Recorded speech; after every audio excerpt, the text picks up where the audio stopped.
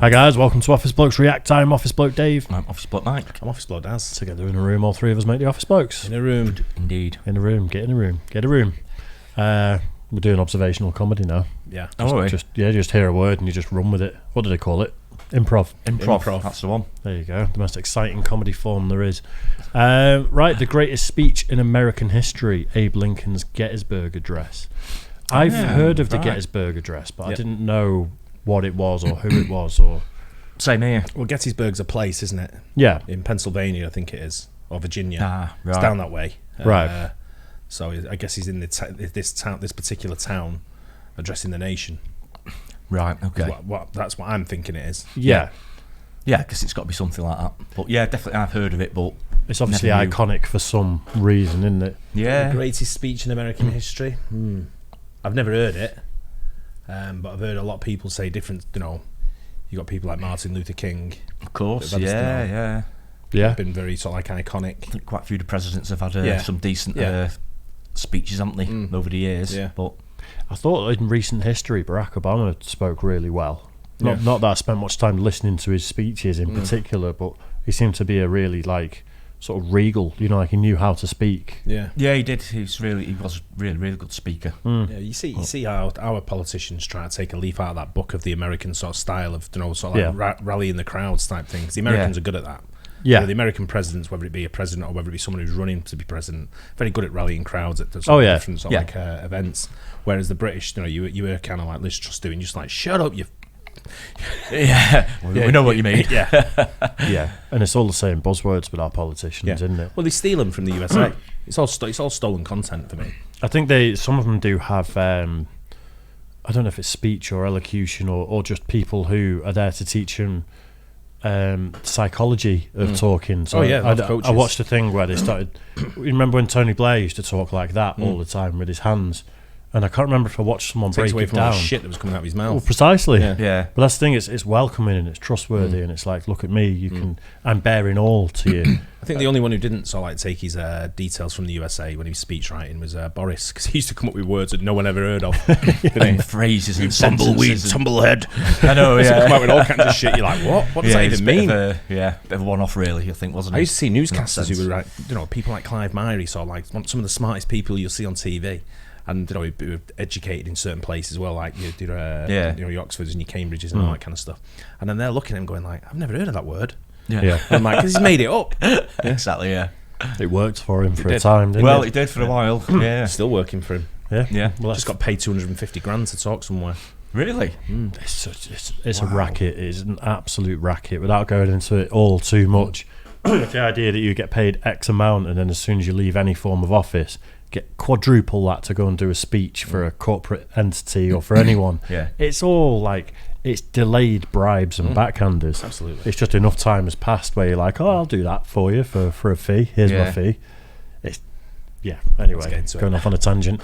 The greatest speech in American history, Abe Lincoln's Gettysburg Address. Let's do it.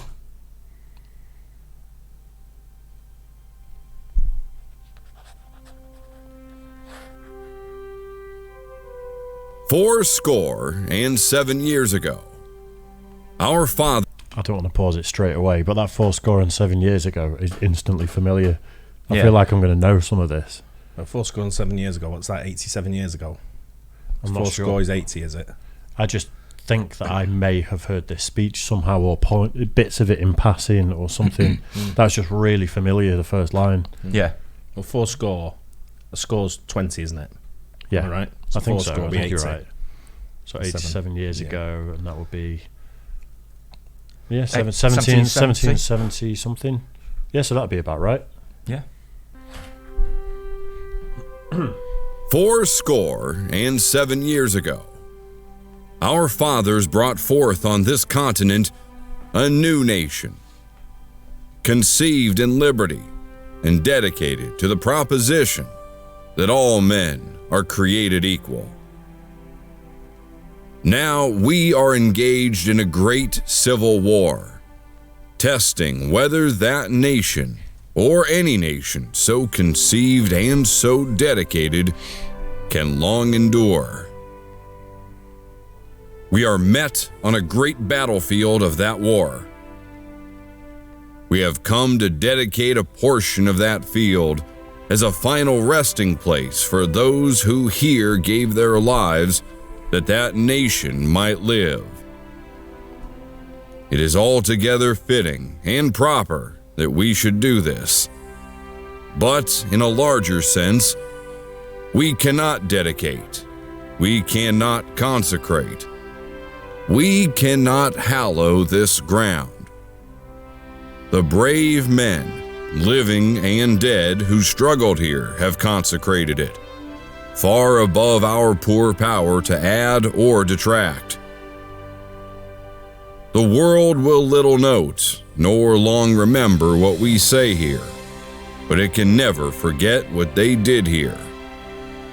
It is for us, the living, rather, to be dedicated here to the unfinished work which they who fought here have thus far so nobly advanced.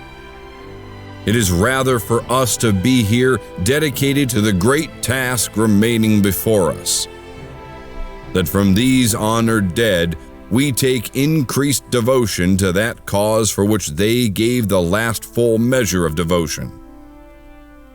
That we here highly resolve that these dead shall not have died in vain. That this nation, under God, shall have a new birth of freedom, and that government of the people, by the people, for the people, shall not perish from the earth. People just don't talk like that anymore, do they? Not at all. It's powerful. I certainly remember the last bit. So do I, yeah. Yeah, I've definitely heard that before, quoted. It's one of those things I feel like there's sound bites of it that have been used in passing, or people have paraphrased it, or there's a lot of that was very familiar. Yeah, definitely. Yeah, there's words in there that's used in the Pledge of Allegiance as well, isn't it? So I don't know when that came. When did that come in? Does anyone know? Yeah, I'm not sure about that. I don't know, actually. You'd think the Pledge of Allegiance would be around the time of the sort of founding of America as a country, wouldn't you? Yeah. Declaration of Independence would be that sort of time Around that period. time, you'd guess, wouldn't you, really? Yeah. Yeah. It makes sense.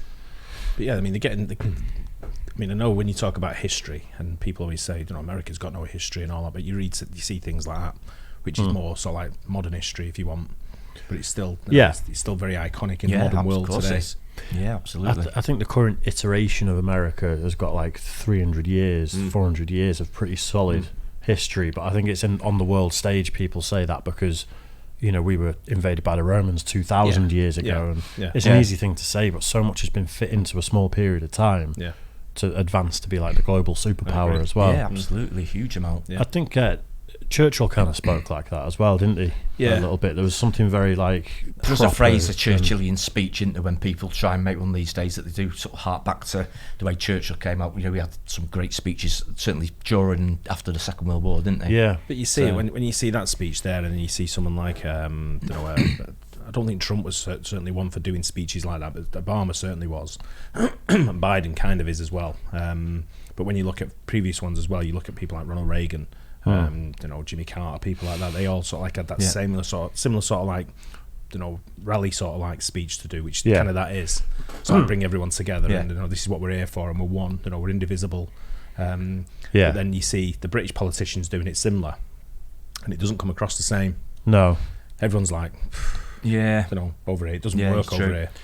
I think a lot of current politics, America and the UK, there's a lot of shit slinging nowadays in the speeches, and it's a lot of like trying to bring down the other side to elevate yourself. Certainly is over here, which is a lot definitely over here, which is a lot less regal and a lot less. You're not going to remember a speech in 200 years from someone who's just saying, you know, the other side is what shit. you remember in 2 weeks, mate, let alone 200 years.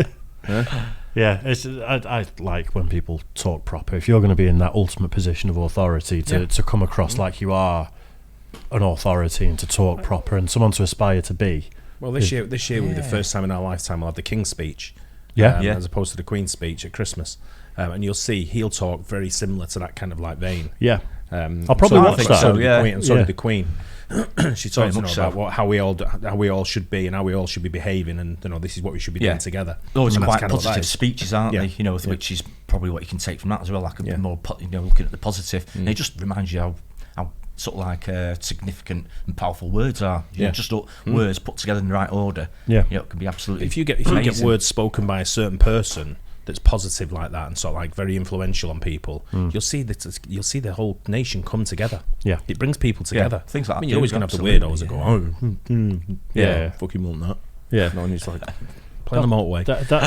That's what I mean about the shit slinging nowadays, though. That isn't bringing people together. That divides people everywhere. It does. And they become others. Yeah. They're not proper speeches. They're not proper speeches, are they? They're just like statements, aren't they? And it's just throwaway lines, aren't they? You see them when they speak, when they either quit as a prime minister, or when they get a job as a prime minister, or when they're trying to do something, and this is what we're doing together as a nation. Full of shit. If you ask me. Well, absolutely. There's too many buzzwords in there that are, like you say, we're coming together as a nation and we're forwards together and progression and things like that. And like a speech like that, you don't need to use words like that. No. You're unifying people in a much truer way. Yeah, totally different. what you're there for. Totally sort of like unique, isn't it? Yeah. Totally different from any other speech you'd probably heard since as well, which makes it even all the more incredible. It gets you pumped like a good song can.